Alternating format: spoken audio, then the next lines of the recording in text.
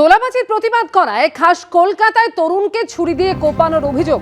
গতকাল রাতে ঘটনাটি ঘটে তালতলা থানা এলাকার আগা মেহেদি স্ট্রিটে। অভিযোগ, সবজির দোকানের ট্রে সরানো নিয়ে গন্ডগোল মাঠে, আর সেই সময় নেশাগ্রস্ত অবস্থায় 2-3 জন এসে অশান্তি শুরু করে। প্রতিবাদ করায় সবজি ব্যবসায়ীর ছেলে সাফি আহমেদকে ছুরি দিয়ে কোপানো হয়।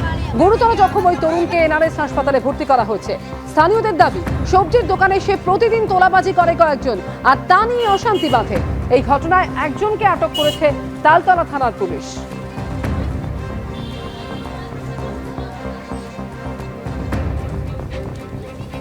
मनोवर एक अफरीदी और उसका बेटा छोटा सैफ, जो उससे कुछ भी नहीं हुआ था लड़ाई यहाँ पर मनोवर से। मनोवर किससे हट गया हुआ था, फिर अफरीदी से लड़ाई। मेरा भाई बीच में आया अपने अब्बू को प्रोटेक्ट करने के लिए कि अब्बू हटो, तो उसको पीछे से आके केला का वहाँ पर इतना बड़ा छुरी था, कुछ उस छुरी लेके अंदर ट्विस्ट किया।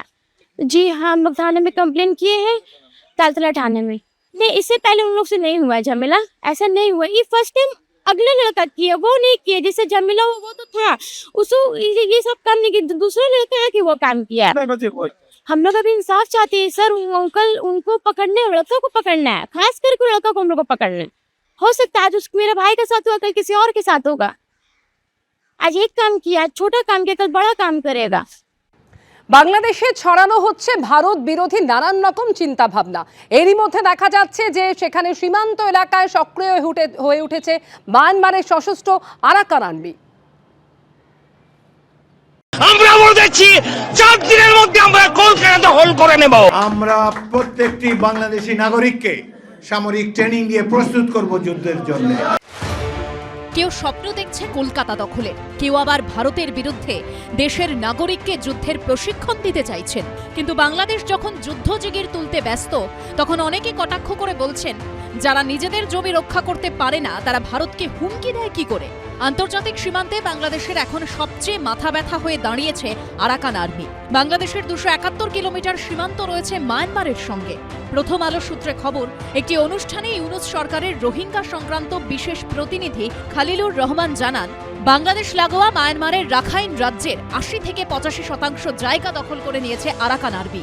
বিশেষ করে যেসব এলাকায় রোহিঙ্গাদের প্রধান বসবাস, সেগুলো তারা নিয়ন্ত্রণে নিয়েছে। ফলে দেশে ফের রোহিঙ্গাদের ঢল নামতে পারে বলে সিঁদুরে মেঘ দেখছে ঢাকা। গণতন্ত্র পুনরুদ্ধারের জন্য মায়ানমারে কিছু সশস্ত্র বিরোধী গোষ্ঠী আছে।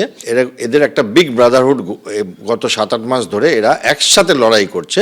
মূলত রাখাইন স্টেট যেটা, এটা হচ্ছে একদম মানে সমুদ্রের পাশে মায়ানমারের আপনি বলতে পারেন যে পশ্চিম দিকে, এবং সেই রাখাইন স্টেটে এদের লড়াইটা মূলত হচ্ছে সরকারের বিরুদ্ধে, এবং এরা শক্তি সংগ্রহ করেছে। বাংলাদেশের সাথে মিয়ানমারের বর্ডার প্রায় 271 কিলোমিটার।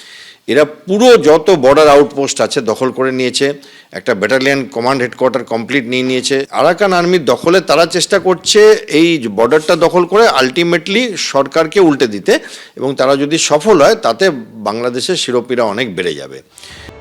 প্রথম আলো সূত্রে আরও খবর, মংডু টাউনশিপের দক্ষিণে মায়ানমারের বর্ডার গার্ড পুলিশের সর্বশেষ 5 নম্বর সীমান্ত ব্যাটালিয়নটিও দখলে নিয়েছে আরাকান আর্মি। বর্তমানে রাখাইনে প্রায় 5 লক্ষ রোহিঙ্গার বাস। তাদের সঙ্গে আরাকান আর্মির বিরোধ আছে। রাখাইনের রোহিঙ্গাদের বাংলাদেশে ঠেলে দেওয়া হতে পারে, এই আশঙ্কায় বান্দরবান ও কক্সবাজার সীমান্তে টহল জোরদার করেছে বাংলাদেশ কোস্টগার্ড ও বর্ডার গার্ড বাংলাদেশ। এখন বার্মিজ আর্মি ফিজিক্যালি বাংলাদেশে ইন্ট্রুড করেছে। আমরা এখন শুনতে পাইনি যে বাংলাদেশের আর্মি কিংবা মিলিটারি আরাকান আর্মির বিরুদ্ধে কি অ্যাকশন নিয়েছে।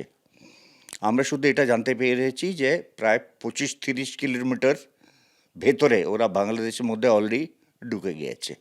সো এখন বাংলাদেশকে বুঝতে হবে